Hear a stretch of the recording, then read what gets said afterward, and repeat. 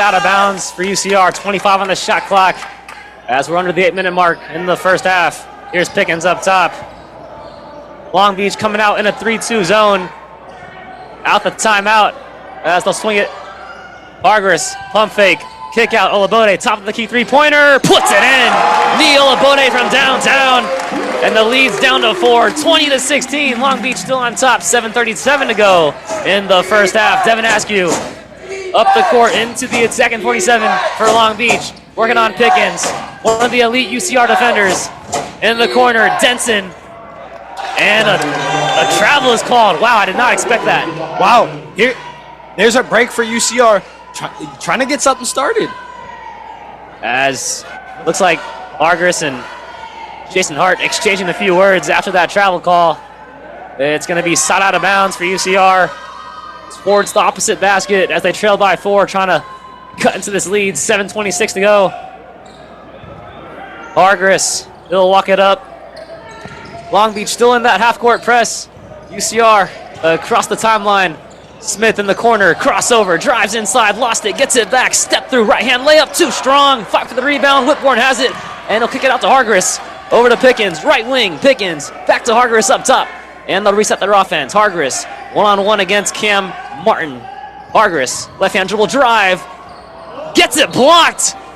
DMX sending it back, almost hit the photographer. I think she's okay, though. I think she's okay. Shout out to Elena, one of the greatest photographers I've ever known. Elena almost got domed in the head. UCR baseline out of bounds. Smith catches, handoff Hargris. Hargris pulls up and hits the corner three-pointer. Barrington Hargris. Hargris throwing up the 3 in his face. Yes, sir. Makes it a 1-point lead. 20-19. 6:42 to go now in the first half. Can Long Beach answer as their lead is now down to 1 point? Johnson, right wing. He'll swing it to DMX. DMX picks up his dribble. Looking. Finds Askew up top. Askew off the screen. Gets double teamed.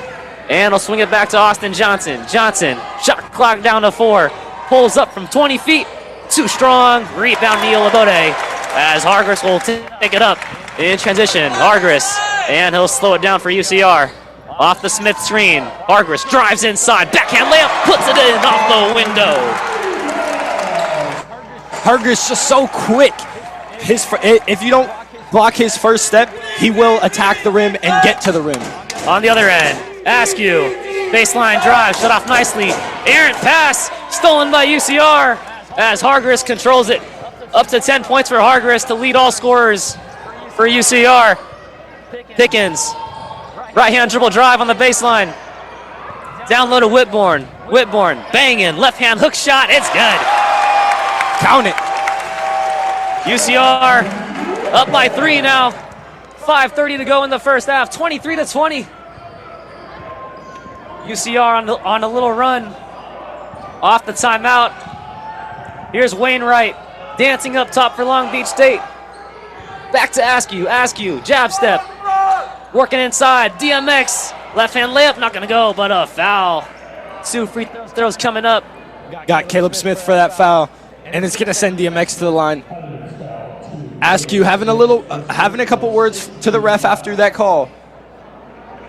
DMX from Jakarta, Indonesia. You know that one song? It's like, we were in Jakarta. It's like, baby, I'll give you everything to travel inside your mind. That's what I think of when I hear DMX, Derek Michael Xaviero. That's a great name as he goes in and out on the first free throw. Great name, worst free throw shooter. DMX averaging 4.6 points per game and 6.3 boards per game, standing at 6'10". Single leg sleeve, inner compression short. In the All-Star Kobe's too. In the All-Star Kobe's. Hey, he got that shoe trivia game down. Okay, I see you, Cisco. As DMX 0 for 2 from the free throw line. Whitborn, look at that rebound, fighting for it. What's the call? Bodies falling to the floor. UCR ball. UCR ball, my brother. How about that? Jack Whitborn said what? I don't know. What'd he say? Oh, he said that's our Said that's our ball, ain't it? That's our ball, ain't it? Thank you, Cisco, for reminding me to shout out my glorious King LeBron James. I see a LeBron pink Lakers jersey over to my left. Oh, my goodness. 23-20, UCR on top by 3. 5:08 to go in the first half. It's going to be side out of bounds for UCR. Hargris the trigger in, playing alongside Nate Pickens, Neil Labode, Caleb Smith, and Jack Whitborn. And for Long Beach, for Chris Acker, it's his first year as the head coach. Not the start he wanted to get off to, leading this Long Beach State squad. Chris Acker coming over from SDSU, and SDSU, few years ago, they were in the Natty Championship game. Yeah. So this guy knows how to play ball as a coach. Absolutely. And with that experience, we'll translate to the Big West tournament coming up soon. Back to action. Here we go. Hargris into the attacking 47. Turns on the Jets, gets it blocked, but a foul. Barrington Hargris. 2 free throws coming up for the kid from Inglewood. Terry Nguyen alongside quarterback Reed Black. Reed, 4 total touchdowns today in a dominant win versus Stagg High School. What can a win like this in front of your home fans who were super loud today do for this team going forward? Yeah, I mean, it's great to do it at home, just to show the people what we can do. We know what we're capable of, and we didn't show it last week, so it's good to just have that mentally for all of our confidences moving forward.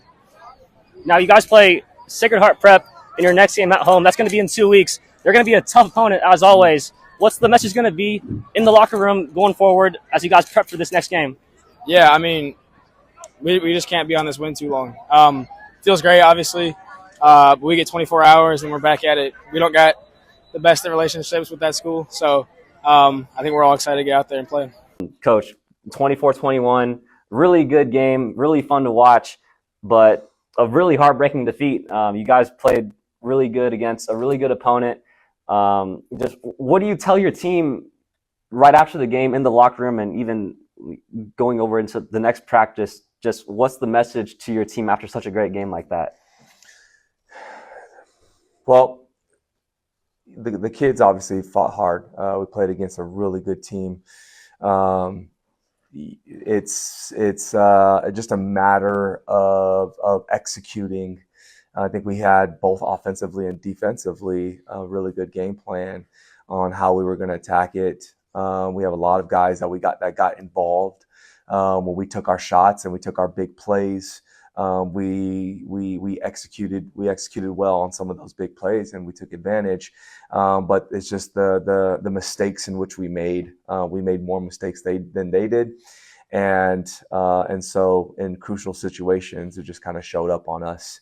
But it's the message obviously this morning. You go to the film and you're able to correct those, and thankfully it's just week 3, and we're able to fix those mistakes and get better each week, especially going into this week. And you bring up big plays, crucial moments in a game, and the one I want to touch on is the last play of the game, or the final play of the first half. 1 second left. You guys are on the 6-yard line. You guys could have kicked a field goal and went up 10-3, but instead you guys go for it. It was a rush to the outside. You guys don't get it. Like, looking back at that play, do you wish you perhaps called a different play or perhaps went for the field goal attempt? Well, no, I still would have went for it. I think it's just a matter of when you have the support of your staff and you believe in your offense and what you can do, you call plays with some conviction and believing in the guys to be able to execute it. The play before, we took a shot with a double move, and we make a darn good move to the outside, but we just miss a little bit over top, which again, that would have sealed it on being able to drive the football down there. And then we go into the next play, especially with our O-line play and them feeling confident on being able to run. We call a power. And so just a missed assignment. And from that missed assignment, I mean, we had the ability to be able to run it in. I mean, Reed is 190, and for us to be able to be 4 or 5 yards away from it, we believe that we would have been able to reel it in there. And so we were confident in doing it, but obviously we didn't execute on there. But you learn from it, and you make better decisions moving forward. But no, don't mind being aggressive on scoring points offensively rather than going for 3 or going for a touchdown. You send a statement, and I believe in our guys and our offense. For sure. But, outside that play, that could have been a game-defining moment, you guys still moved the ball pretty good on offense. Reed Black, 245 yards passing, 2 touchdown passes, 1 to Kyle and 1 to Jaden. What can you guys build off during this game, and how do you sum up their performances last night?